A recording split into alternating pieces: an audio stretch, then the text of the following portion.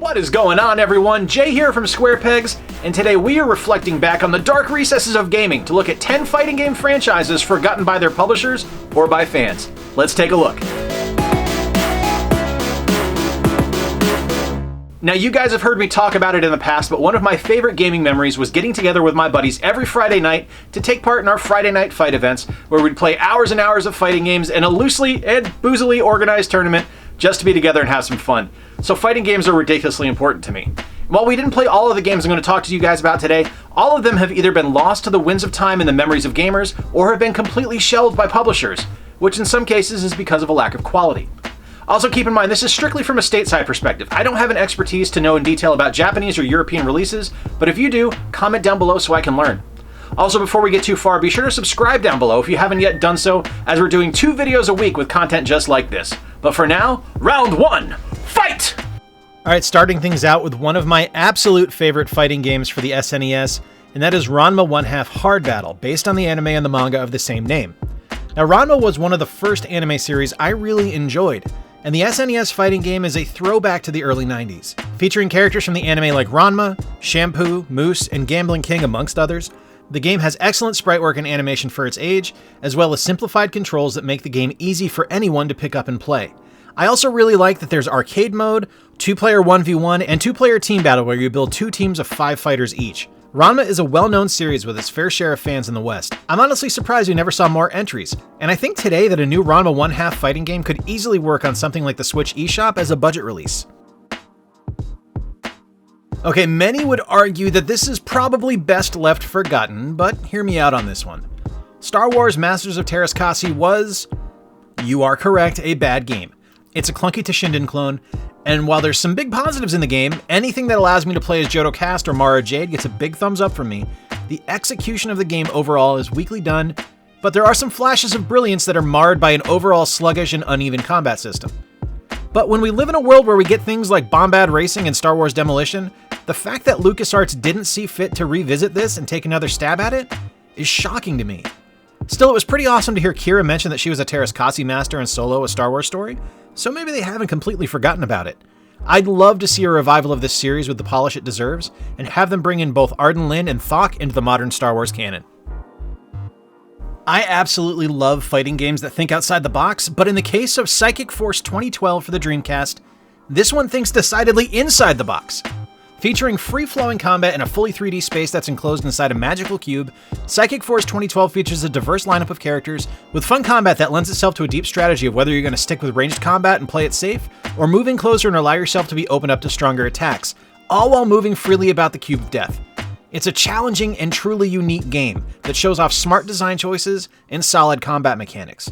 Psychic Force is unique in this space. There's nothing else that's really been done this. Power Stone gets close, but Psychic Force 2012 is something that kind of stands on its own. It's a shame that this game died and we haven't seen a sequel since. The Rival School series is one of my favorite fighting game franchises. And honestly, back in 1997 when the first game in the series debuted, I honestly thought this would have been a huge new IP for Capcom. Instead, we got the first game in the series and then its Dreamcast follow-up, Project Justice, featuring high school-age characters that engage in combat utilizing things signature to their character. For example, Ricardo is a soccer player and will kick a soccer ball at his opponents and attack by slide tackling. The game featured solid combat mechanics and air juggles that borrowed from MVC and X-Men vs. Street Fighter. It's a strong fighting system with great music and visuals and a balanced combat system that doesn't value melee over ranged combat and treats both equally. Project Justice is, and was, a ton of fun to play. I'm of 2 minds on Versus. I really enjoy the concept of the game. Having a street-level fighter that focuses entirely on hand-to-hand combat and less on things like over-the-top special moves, Versus has all the right ideas to make something truly remarkable and unique in the video game space. And to be fair, a lot of what Versus does, it does really well. The animations of the game are fluid and look great, the music is spectacular. I even like the weird slide puzzle thing you do in between rounds. Unfortunately, I think the series thought too big. The game is unbelievably slow, and that overall lack of speed really takes you out of the flow of the game. And it's the animations that I said were fluid that does it. You're unable to break out of an animation, having to run the full locomotion before you can perform your next move. Still, I find the game inherently charming, and I come back to it every year. Even if Mia's resplendent thong is decidedly a logical fighting game attire for anyone to compete in. Alright, here's a game that I would wager 99% of you have never played before, or likely have never heard of, and you've never ever had the pleasure of experiencing it. Wade Hixton's Counterpunch for the Game Boy Advance, plainly stated, is brilliant. And while it's a step outside of what most would think of as a fighting game, when you consider the other games on the list, I think that the quality of the title warrants its inclusion. Featuring over-the-top cartoon graphics and gameplay that's 100% a love letter to Punch-Out, Wade Hixton is a challenging and dynamic boxing game on a phenomenal console that many people overlooked. Back in the 80s in elementary school, I was the muscle kid. I collected the little pink creatures for years, long after they were no longer cool, and even after I couldn't get new ones, I remember my friend David and I repainting them to look like our favorite X-Men characters. Yeah, the brick guy totally turned into Colossus. What I didn't know at the time though was that Muscle was based on Kinnikuman, a Japanese manga about intergalactic pro wrestling. Discovering that in sites like Nathan's Muscle blog and the American Kinnikuman Information Archive, as a young adult fueled that adoration of all things muscle. And then the cartoon Ultimate Muscle dropped, and with it, this magnificent and magical game for the GameCube. Developed by Aki, the geniuses behind the phenomenal N64 WWF wrestling games like No Mercy, Ultimate Muscle features over-the-top combat, ridiculously deep grappling, and fantastic cel-shaded character models that look like they stepped out of an episode of the cartoon. The game will set you back a pretty penny today, but it's truly one of the best fighting experiences you can have on the GameCube. I'm sensing a pattern here, and I'm beginning to think that Capcom actually hates us.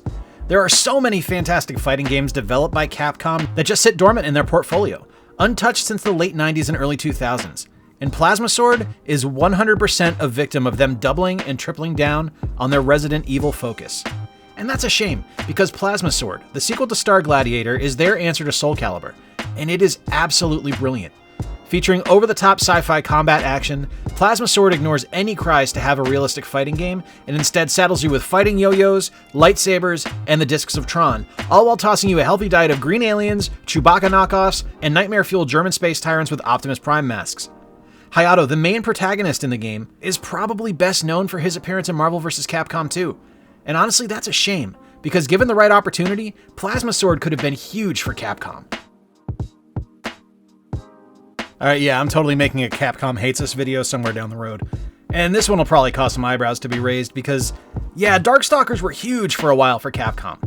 But despite how big the characters are, even with Morrigan appearing regularly in the Versus titles, characters showing up in Project Cross Zone, and their relatively healthy representation by Udon Studios in comics and merchandise, they haven't had a new entry in their series since Darkstalkers 3 in 1998.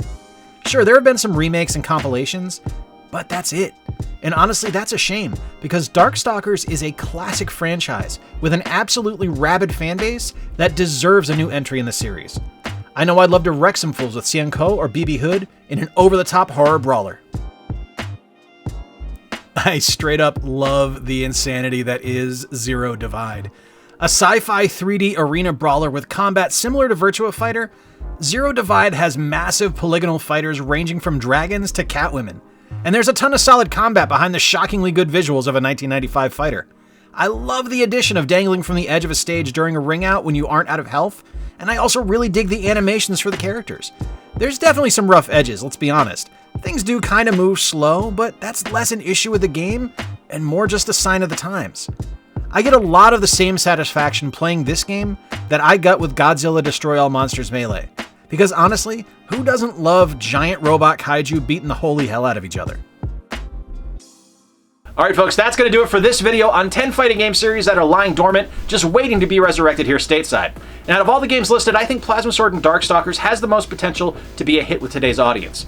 But I also think you could make some strides with a Masters of Teras Kasi remake using characters from The Mandalorian, as well as some updated control schemes. What fighting game or series do you lament the loss of? Let me know in the comments down below. And if you enjoyed today's video, be sure to give it a thumbs up so we can make sure we keep creating content that you enjoy. And if you're new to the channel and haven't done so already, be sure to subscribe and ring that notification bell. Until next time, guys, I have been Jay. I appreciate you all being here. Remember to play more games, stay square, and take care. I'll talk with you soon.